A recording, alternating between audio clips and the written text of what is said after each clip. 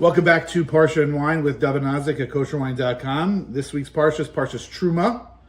And what wine do we have here with us, David? We have lovely wine from France, the Étoiles de Mondorion. Oh, wow. Émilion Grand Cru.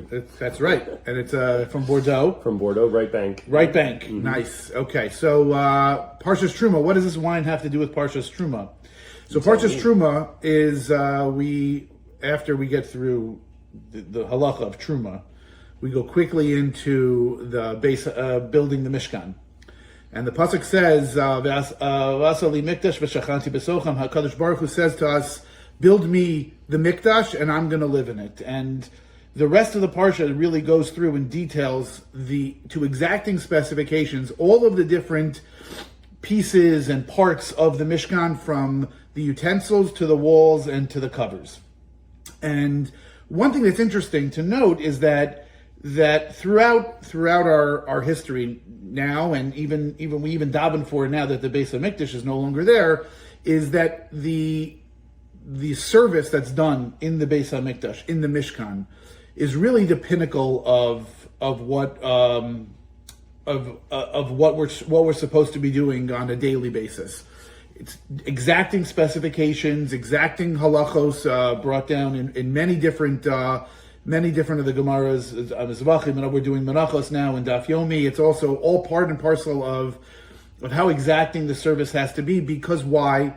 Because the Mishkan and ultimately the Beis Hamikdash represents the star of what Judaism is. The star being the Étoile, which is star in French. In French, yeah. So this wine is meant to really identify the heights in which we can strive to succeed and to achieve. Start is. Let's go. Let's try this wine.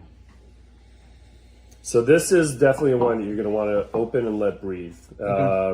It will open up. Bordeaux wines in general, a little bit bigger. This is from the right bank, which means, like we discussed before, which means it's going to be predominantly Merlot. And this one happens to be 90% Merlot and 10% Cab Franc. Right. So again, your Merlot is going to give you all that mid-level stuff, like mid-body, mid-tannin, mid-acid. Cab Franc is going to give you some of that herbaceousness. So it will be a little bit of a counterbalance to the fruit that's on this wine. On the nose, you're getting a little bit of that French earthiness, and then the fruit starts to emerge from behind that. Do you describe it as like forest floor? What is the not quite forest floor? Because forest floor is going to be more of something that you get either as a tertiary note or on other specific varietals that are like Pinot Noir. You can often get something like that. So the earthiness you're describing here is almost like earth. It's more like earth. Soil. Yeah, like that. And like on Spanish wines, you get a little bit of that too, but that's different than forest floor, which is literally like if you think about walking through the leaves in the fall, maybe there's a little bit of rain and like kind of that smell that comes up, which is a little bit different than the earthiness, dirtiness that you get from the soil. But then it is followed by some of the fruit, and I'm not quite getting the Cab Franc on the nose yet, and often that will, sometimes even 5% Cab Franc is enough to kick in and give you like bell pepper, like green pepper, and some of that herbaceousness. Maybe they're like now starting to come out of the bag. I'm telling you, these wines need time to open. We did just open the wine. We probably should have opened it a little earlier. Next time. So anyway, let's go for a taste time. Okay.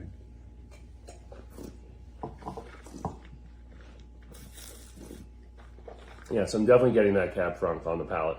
Starting to feel that. And there's even like this dryness to it. Yeah. And then you just taste that herbaceousness, which is classic Cab Franc. Nice wine. This is not a very expensive wine. So $37, I think. $36.99, something like that. It's in the 40 range. So, it's not like entry level Bordeaux, which is like Vendée, like just kind of like random productions.